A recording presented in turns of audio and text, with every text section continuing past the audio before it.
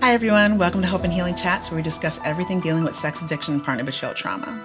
Our goal is that these conversations assist you on your healing journey and help to restore hope.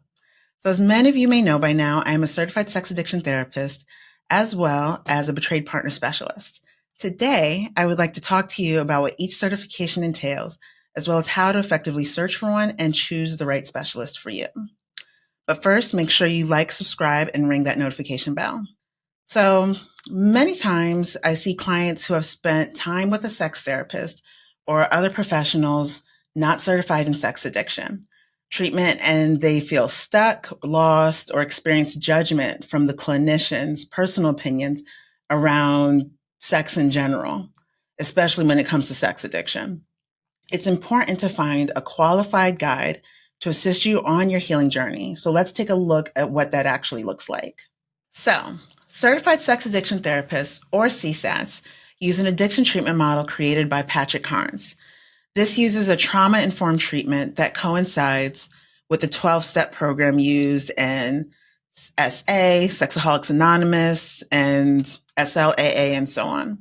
But do not worry if you are unsure if a 12-step program is for you, because you can still greatly benefit from this treatment. It tends to the root cause of sex addiction and not just the addiction itself.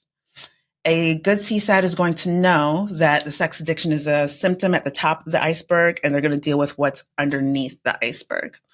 So if you are in need also of a sliding scale or someone that has a lower rate, because the stuff can get a little pricey, they do have something called an ASAT, which is a sex addiction therapist associate. They get all the same training, but they're just not fully certified or licensed as a therapist. Questions you should ask when shopping for a CSAT. What does treatment look like? Are there benchmarks? Like, how do you know that this treatment is working? Because it can be very easy to get lost in what's not working. So you need a way to track this. Who do they work with? Do they only work with addicts and partners? Do they work with couples? This is extremely important if you are in a relationship, because you want the betrayed partner to feel comfortable with whoever it is that you're working with. So how do they treat partners in those situations? Do they allow partners to come into session? Do you meet quarterly? Is there any input? Like, there needs to be a conversation around that if you are in a relationship. A certified clinical partner specialist, also known as CCPS, is certified under APSATs, also known as the Association of Partners of Sex Addicts and Trauma Specialists. They do treatment for betrayal trauma from the trauma model perspective. This means they focus on to manage and heal the trauma induced by the intimate betrayal. This differs from the previously popularly used co-addiction model, which focuses on codependent behavior in relation to sex addiction. So just like CSATs have ASATs that can provide treatment with lower fees, there's something called a CCPSC, a certified clinical partner specialist candidate. They go through the same training, they just are not fully certified yet. It is also worth noting that they have CPCs, which are a certified partner coach. They are allowed to practice beyond state lines, unlike a partner specialist who's a licensed therapist that can only practice and do treatment in the state that they're licensed in. Also, it is worth noting that the certified partner coach, or CPC, is not a mental health therapist, so they cannot provide that sort of treatment. If there are any underlying issues, they will most likely refer you to a mental health therapist. So, what do you consider when looking for a partner specialist? You might want to know how well they are informed in sex addiction. Many times, betrayed partners don't just want to know about the betrayal, they also want to know about sex addiction itself. Because you're trying to make sense of the trauma and everything that's happening, you're going to need someone that knows about sex addiction as well as know about betrayal trauma, so it can help the partner to make sense of their reality to the best of their ability. You also want to know, are they going to provide any practical tools to manage these triggers? It is not unusual for a betrayed partner to be triggered, just trying to get through the day. Random things trigger them. They don't know how to manage. So you're going to want to know, how are we working on this outside of our sessions? Because you can do all the things and talk about it and everything in session, but how is this really helping you outside of sessions so that you can process and manage these things and go about your day in a healthy manner? Then once again, what does treatment look like? Are there any benchmarks? Let's say we also know that it's not linear. We always like to tell everyone that this is not linear, but at the same time, you need something to know that this is happening because it is not an easy process. It's not a quick process.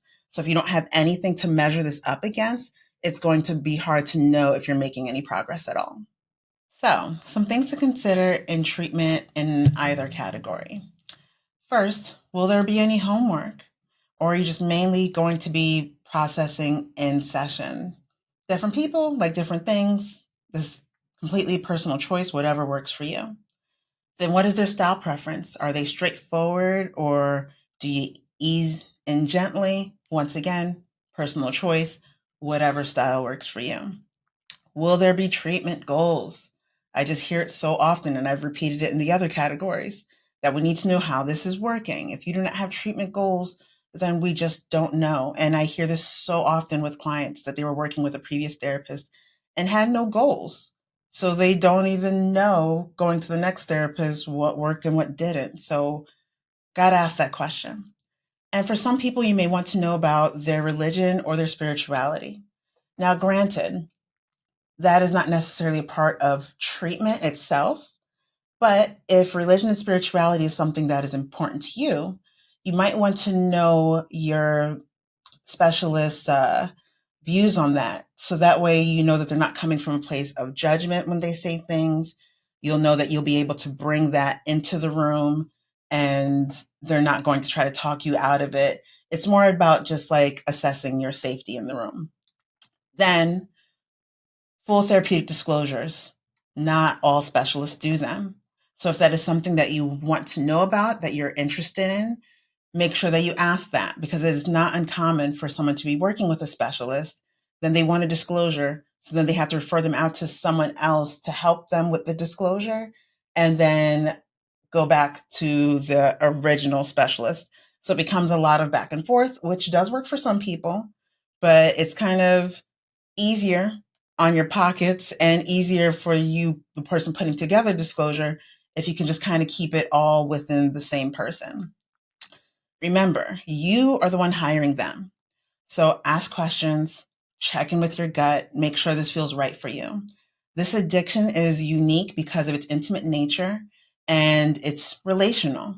So be sure to do your due diligence when choosing a specialist.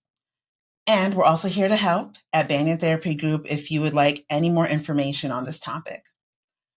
How about you? Have you had any specific problems when looking for support? After discovery, are there any questions you'd like to ask? Please let me know below in the comments. And don't forget to like, subscribe, and ring that notification bell so you can stay up to date when we post new episodes. And remember to embrace your healing journey. Every step forward brings a new hope for tomorrow. See you next time.